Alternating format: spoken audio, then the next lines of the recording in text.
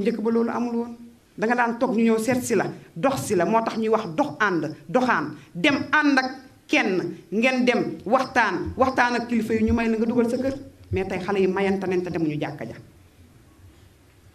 ñu mayante nañ ndeysaan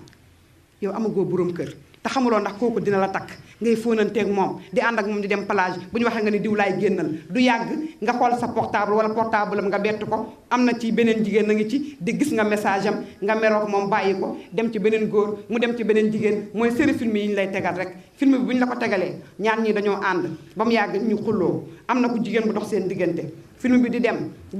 li muy bu fi muy jeexee mooy ñoom ñaar après ñu àndaat moo tax bu ñu àndee 2 mois lay am ñu tàqalikoo tey xale jigéen ñi loolu la ñuy dund système boobu moo tax sëy yi sax yàggatul ndax yow mi jigéen xamatoo sa bopp moom moo tax nouvelle technologie day wane kàttanu borom bi subhanahu wa taala